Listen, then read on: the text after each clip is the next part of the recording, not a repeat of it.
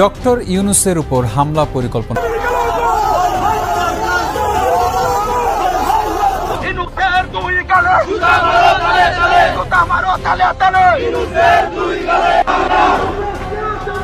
আওয়ামী লীগের নেতাকর্মীদের উপর হামলা করলে শুরু হয় পাল্টাপাল্টি সংঘর্ষ। ডক্টর ইউনূসের স্থান লন্ডনে নাই, বাংলার জনগণ এইভাবে থাকে ঘৃণা করে। আমরা সেই ডক্টর ইউনূসকে লন্ডন থেকে আমরা প্রতিহত করব, কালো পতাকা দেখবো, জুতা মারবো, ডিম মারবো এবং তাকে আমরা প্রত্যাখ্যান করলাম। সেনাপ্রধান ওয়াকারুজ্জামানের সঙ্গে শেখ হাসিনার কথা হয়েছে, জুন মাসের মধ্যেই সেনা একটা চরম ব্যবস্থা নেবে। সেই চরম ব্যবস্থা কি? এই সরকারকে বাতিল করে দিয়ে নতুন উপদেষ্টা পরিষদ গঠন করে 3 মাসের মধ্যে নির্বাচনের চূড়ান্ত ঘোষণাপত্র তৈরি হয়ে যাবে। এখন দেশে আমরাই বড় মাফিয়া, আমাদের চেয়ে বড় মাফিয়া দেশে আর নেই। ঠিক এভাবেই গর্বের সাথে নিজেদের মাফিয়া বলে দাবি করেন জাতীয় নাগরিক পার্টির কেন্দ্রীয় কার্যনির্বাহী সদস্য জুবাইরুল আলম মানিক। সাংবাদিক ইলিয়াস হোসেন তিনি যে লাইভ দিয়েছেন, তিনি ডক্টর মোহাম্মদ ইউনূসের বিরুদ্ধে প্রচন্ড রাগান্বিত, গোসান্বিত, ইভেন প্রশ্ন তুলেছেন গেল 10 মাসে তিনি কতটুকু সংস্কার করেছেন, রাষ্ট্রের কতটুকু কি পরিবর্তন করেছেন। কি চমক আসছে লন্ডন থেকে, এই বিষয়টি এতটাই গুরুত্বপূর্ণ যে এটি একবার ঘোষিত হলে রাষ্ট্রের সবকিছু উল্টাপাল্টা হয়ে যাবে, খুব স্বাভাবিক। এবং এই জুলাই প্রক্লেমেশন যদি ঘোষিত হয়, সেক্ষেত্রে নির্বাচন দূরের কথা, দেশের অনেক কিছু বদলে যেতে পারে যা আমরা কল্পনায় আনতে পারছি না। সেই শেখ হাসিনা নির্বাচনের আগে বাংলাদেশে ফিরে আসবেন এবং তিনি দেশে ফেরার পর যে সকল কর্মকাণ্ড সংঘটিত হয়েছে আওয়ামী লীগকে বিতাড়িত করার জন্য কিংবা আওয়ামী লীগের যে শাসনামল রয়েছে সেই শাসনামলের অবসান ঘটানোর জন্য। আসসালামু আলাইকুম রহমতুল্লাহ, সবাই কেমন আছেন? আশা করি সবাই অনেক ভালো এবং সুস্থ আছেন। সবাইকে স্বাগতম জানাচ্ছি আমাদের আরেক নতুন ভিডিওতে। প্রতিনিয়ত আমি আপনাদের রিয়াদ ফারুকি আবারও চলে আসলাম নতুন একটা ভিডিও নিয়ে। দর্শক, বাংলাদেশে যে রাজনৈতিক চলমান পরিস্থিতি চলতেছে তারই ধারাবাহিকতায় আমরা চেষ্টা করেছি আজকের ভিডিওটা আপনার মাঝে তুলে ধরার চেষ্টা করেছি। আপনারা ইতিমধ্যে ভিডিওর শুরুতেই বেশ কিছু অংশ বিশেষ দেখে ইতিমধ্যে বুঝতে পেরেছেন আজকের ভিডিওটা কতটা গুরুত্বপূর্ণ হতে চলেছে। তাই আমি আর বিষয়টা নিয়ে বিস্তারিত বলবো না, কারণ বিস্তারিত বলতে গেলে ভিডিওটা অনেক লম্বা হয়ে যাবে। আমরা সবসময় চেষ্টা করি দেশের যে রাজনৈতিক চলমান পরিস্থিতি চলতেছে, বিএনপি, আওয়ামী লীগ এবং এনসিপি সহ দেশের যে রাজনৈতিক প্রেক্ষাপট চলে তার ধারাবাহিকতা আজকে ভিডিওটা আমরা তুলে ধরার চেষ্টা করছি। দর্শকের বিষয়টা না বেশি না বলে আমরা সরাসরি ভিডিওতে চলে যাচ্ছি। তার আগে আপনাকে ছোট্ট একটি অনুরোধ জানিয়ে রাখতেছে, যেন আমাদের চ্যানেলটিতে এখন নতুন চ্যানেল সাবস্ক্রাইব করে সাথে দেখবেন। যারা সাবস্ক্রাইব করে সাথে ছিলেন তাদেরকে অসংখ্য ধন্যবাদ। দর্শক, আর বেশি কথা না বাড়িয়ে ভিডিওর বাকি অংশগুলো আমরা একটু ধারাবাহিকভাবে।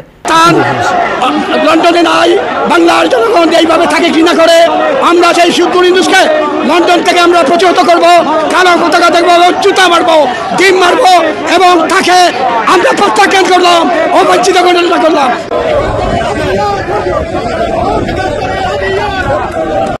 আজকে সমস্ত প্রবাসী কমিউনিটির সকল নেতৃবৃন্দ এখানে এসেছেন একটি কারণে, যে প্রফেসর ইউনূস যে অবৈধভাবে আমাদের এই বাংলাদেশে ডেকে বসেছে, আমাদের প্রায় 100 জন এমপিকে কারাগারে রেখেছে, আমাদের শত শত নেতাকর্মী জেলে। আজকে বাংলাদেশে যে পরিমাণ হত্যা নির্যাতন হচ্ছে এবং আপনারা জানেন যা প্রায় 20,000 কোটি ডলার বাংলাদেশ থেকে পাচার হয়েছে গত দশকে, এর প্রতিবাদে সকল কমিউনিটির নেতৃবৃন্দ এক হয়েছে একটি প্রশ্নে, যে বঙ্গবন্ধু কন্যা মাননীয় প্রধানমন্ত্রী শেখ হাসিনা প্রবাসীদের যে কাজ করেছেন সেই কাজের জন্য সকল মানুষ এখানে এসেছে। আমরা আশা করি অচিরে এই বঙ্গবন্ধু কন্যা মাননীয় প্রধানমন্ত্রী শেখ হাসিনার নেতৃত্বে আমরা দেশে ফিরব এবং দেশে গণতান্ত্রিক ব্যবস্থা ফিরে আসবে।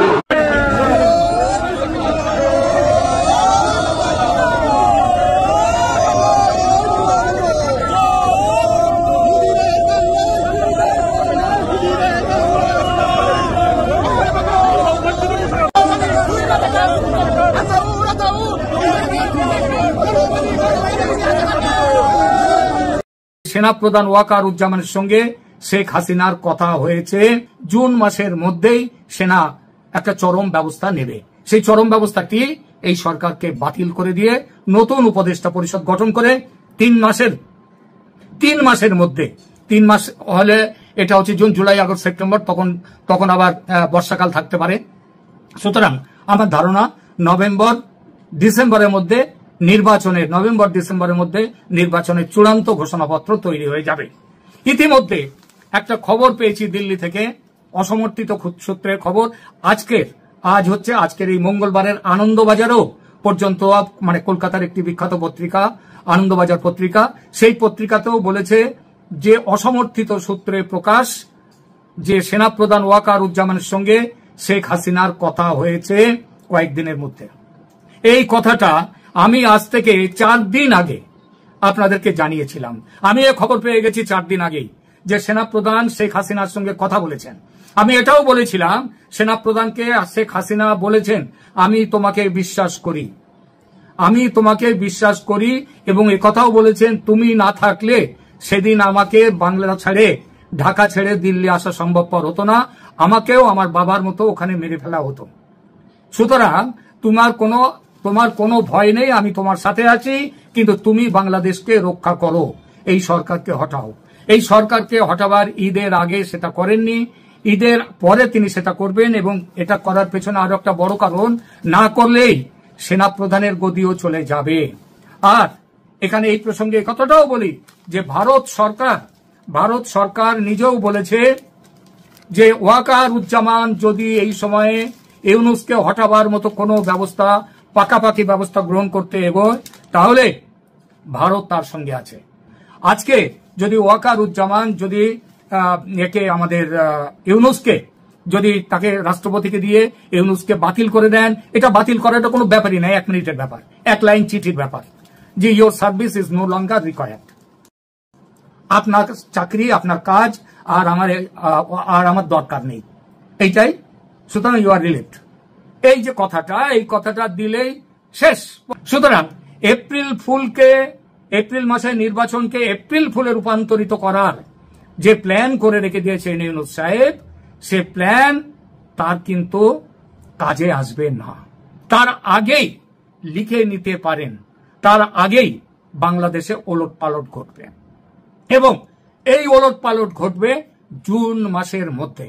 ইউনূসের পাশে কেউ দাঁড়াবে না। আজকে আমেরিকা রয়েছে, আমেরিকা দাঁড়াবার কথা বলছে, আমেরিকার সাথে আতাত করে দেশকে বিক্রি করে দিতে চাইছেন ইউনূস, আর আমেরিকা তার স্বার্থের জন্য আর ইউনূস তার নিজের স্বার্থের জন্য দেশকে বিক্রি করে দিতে চাইছে।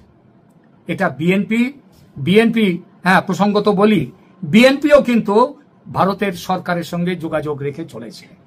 বিএনপি এমন ভাবলে আপনারা অবাক হবেন না যদি আগামী নির্বাচনের আগে, দেখুন নির্বাচন যখন হবে কে কোথায় দাঁড়াবে না দাঁড়াবে, কে কতগুলো সিট লড়বে এসব অন্য ব্যাপার, সেটা একদম শেষ মুহূর্তের ব্যাপার, কিন্তু এই ইউনূসের বিরুদ্ধে ওখানে যে রাজনৈতিক লড়াই, এই লড়াইয়ে বিএনপি ভারতে আওয়ামী লীগের সাথেও যোগাযোগ রেখেছে, ভারত সরকারের সঙ্গেও যোগাযোগ রেখেছে। সুতরাং যদি এমন দেখতে পান যে আওয়ামী লীগের সাথে বিএনপির একটা বোঝাপড়া হয়েছে কিংবা হতে চলেছে, অবাক হবেন না। যেভাবেই হোক এই জুন মাসেই কিন্তু ইউনূস সরকারের পক্ষে বিপদ ঘনিয়ে আসছে, এটা পরিষ্কার। হঠাৎ করে আমরা দেখলাম যে গতকালকে সাংবাদিক ইলিয়াস হোসেন তিনি যে লাইভ দিয়েছেন, ইভেন লম্বা চূড়া একটা লাইভ ছিল, ওইখানে প্রত্যেকটা কথা যেটা বলছেন টোটাল ওনার লাইভটাকে সামারাইজ করলে এক কথায় তিনি ডক্টর মোহাম্মদ ইউনূসের বিরুদ্ধে প্রচন্ড রাগান্বিত, গোসান্বিত। ইভেন হঠাৎ করে ওনার যে অবস্থান, যদি ওনার গতকালকে লাইভের কথাগুলো ওনার যতটুকু বুঝতে পারছি যে নির্বাচনের পক্ষে বিএনপির যে আন্দোলন, সেই আন্দোলনকে কোথাও না কোথাও মৌন সমর্থন বা গৌণ সমর্থন যেটি বলেন তিনি সেটি দিয়ে বসছে। ইভেন তিনি বেশ কয়েকটা প্রস্তাব দিয়েছেন যে আপনার যদি রাজনীতি করার খায়েশ থাকে তাহলে এনসিপির সাথে আপনি জয়েন করে নির্বাচনে আসেন, পাবলিক আপনার যেহেতু 4-5 বছর বলছে ভোট দিলে আপনি প্রধানমন্ত্রী হবেন, আর তারেক রহমানের ভোট দিলে তারেক রহমান প্রধানমন্ত্রী হবে। এমনকি তিনি মনে করছেন যে অক্টোবর নভেম্বরে নির্বাচন দেওয়া সম্ভব, খামাখা সময় লস করে লাভ নাই।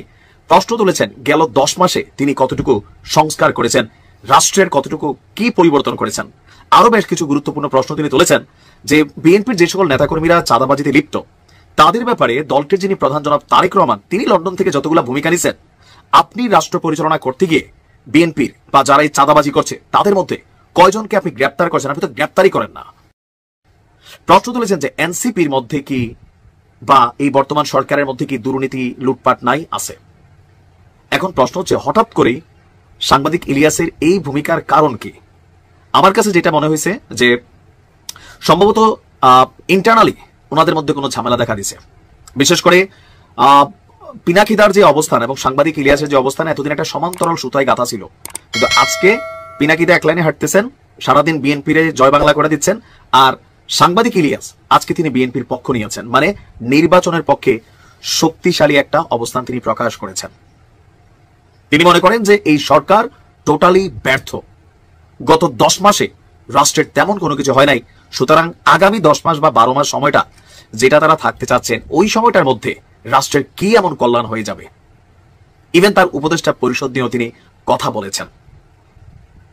এখন সাংবাদিক ইলিয়াসের এই হঠাৎ করে যে একটা টার্নিং পয়েন্ট, এটা বিএনপির জন্য বড় ধরনের একটা পজিটিভ ইস্যু হবে, এটা 100%।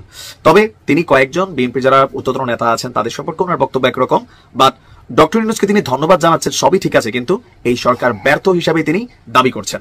এমনকি তিনি আরো গুরুত্বপূর্ণ বেশ কিছু বক্তব্য তিনি এখানে দিয়েছেন যে মানুষ কি চায় ডক্টর মোহাম্মদ ইউনূস সেই খোঁজই মনে হয় রাখেন না। তার বক্তব্য কোনো কিছু কি বন্ধ আছে? বিএনপি ক্ষমতায় থাকলে শব্দ যদি বিএনপি সরকারের ঘাড়ে পড়ে তবে এখন যা হচ্ছে তার দায় ডক্টর ইউনূসকে নিতে হবে।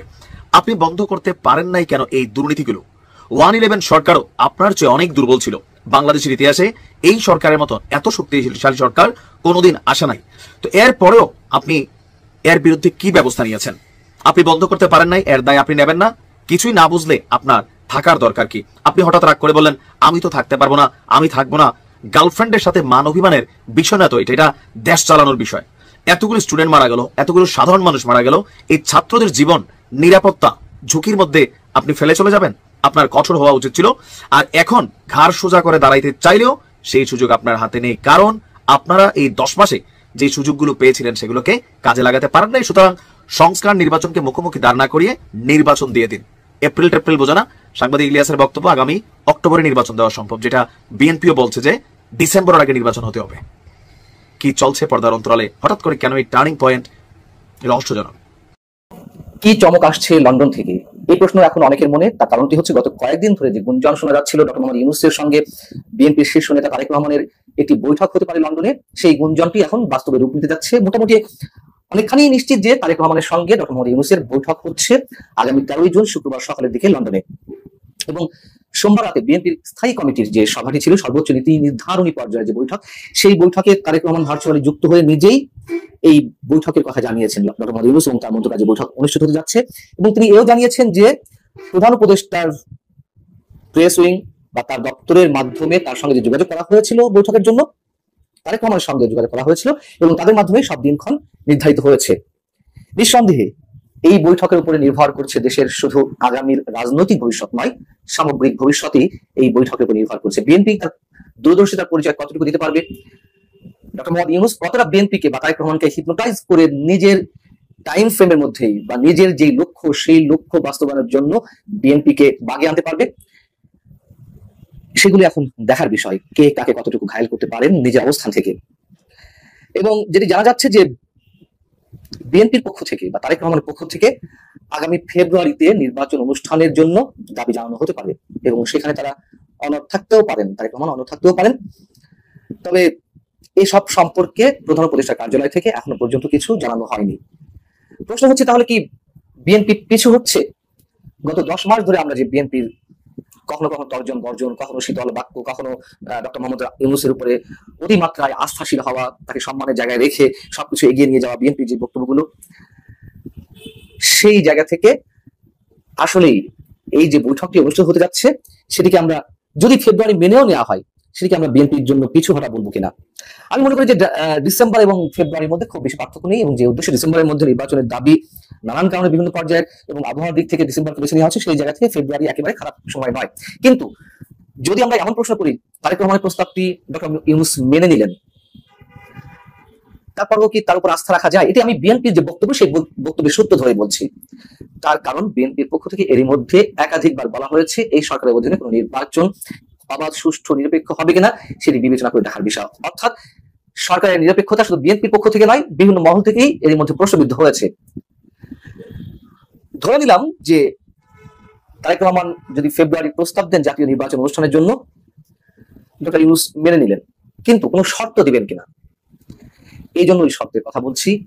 বর্তমান সরকারের অন্যতম মূল উদ্দেশ্য এই মুহূর্তে এবং এই সরকার যাদের মাধ্যমে পরিচালিত হচ্ছে, ডক্টর ইউনূসের ভাষায় তার নিয়োগকর্তা যারা জুলাইয়ের বা আগস্টের আন্দোলনকারী বা জাতীয় নাগরিক কমিটি এনসিপির যে নেতারা, তাদের যে মূল লক্ষ্য জুলাই সনদ ঘোষণা করা। যদি জুলাই প্রোক্লেমেশন ঘোষণার টার্গেট তাদের থাকে, সেক্ষেত্রে বিএনপিকে ডক্টর মোহাম্মদ ইউনূস এমন কোনো শর্তে বেঁধে দিতে পারেন কিনা যে তোমাদেরকে এটি মেনে নিতে হবে। তার কারণ এই বিষয়টি এতটাই গুরুত্বপূর্ণ যে এটি একবার ঘোষিত হলে রাষ্ট্রের সবকিছু উল্টাপাল্টা হয়ে যাবে। খুব স্বাভাবিক, নতুন সংবিধান গঠনের কথা আসবে। আবার আমরা দেখলাম স্থানীয় সরকার বিষয়ক উপদেষ্টা আসিফ মাহমুদ তিনি একদিন আগেই বললেন যে এখন নির্বাচন বা তারা নির্বাচন কমিশনের প্রতি আহ্বান জানাবে স্থানীয় সরকার নির্বাচন করা যায় কিনা। আমার কথা হচ্ছে বিএনপি ট্রাপে পা দিতে যাচ্ছে কিনা, স্পষ্ট করে বলি। এবং এই জুলাই প্রক্লেমেশন যদি ঘোষিত হয় সেক্ষেত্রে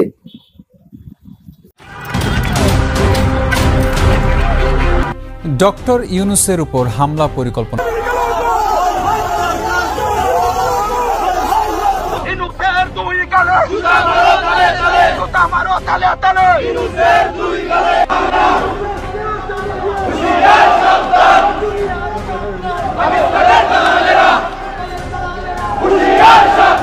ডক্টর মোহাম্মদ ইউনূসের এই সফরকে কেন্দ্র করে প্রবাসী আওয়ামী লীগের অবস্থান সবচেয়ে আক্রমণাত্মক। দলটির যুক্তরাজ্য শাখা ডক্টর ইউনূস কোথাও যেন স্বাভাবিকভাবে কার্যক্রম চালাতে না পারে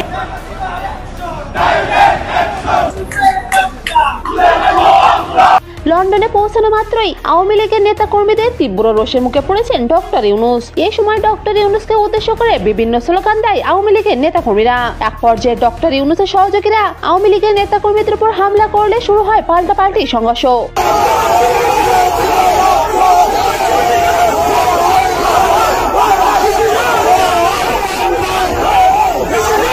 আওয়ামী লীগের নেতাকর্মীরা জানিয়েছে ডক্টর ইউনূস যে অবৈধ সরকার এবং ষড়যন্ত্রের মাধ্যমে ক্ষমতা এসেছে এ বিষয়ে সম্মরকলিপি জমা দিয়েছে যুক্তরাষ্ট্রের প্রধানমন্ত্রীর কাছে। ডক্টর ইউনূসের স্থান লন্ডন। ইউনূস যে অবৈধভাবে আমাদের এই বাংলাদেশে ডেকে বসেছে, ইউকে হিউম্যান রাইটস কমিশন ইন্টারন্যাশনালের পক্ষ থেকে মাননীয় ব্রিটিশ প্রধানমন্ত্রী স্যার কিয়ার স্টারমারের কাছে আমরা স্মারকলিপি দেওয়ার জন্য এসেছি। তো প্রিয় দর্শক, এই বিষয়টি আপনার মূল্যবান মতামত অবশ্যই দ্রুত কমেন্টে জানিয়ে ফেলেন। আর আমাদের চ্যানেলে নতুন থাকলে অবশ্যই চ্যানেল সাবস্ক্রাইব করে সাথে থাকবেন। এতক্ষণ ভিডিওটি ধৈর্য সহকারে দেখার জন্য সবাইকে অসংখ্য ধন্যবাদ। দেখাবো না কোনো ভিডিওতে, তখন মধ্যে ভালো থাকুন, সুস্থ থাকুন আর আমাদের চ্যানেলের সাথে থাকুন। আল্লাহ হাফিজ।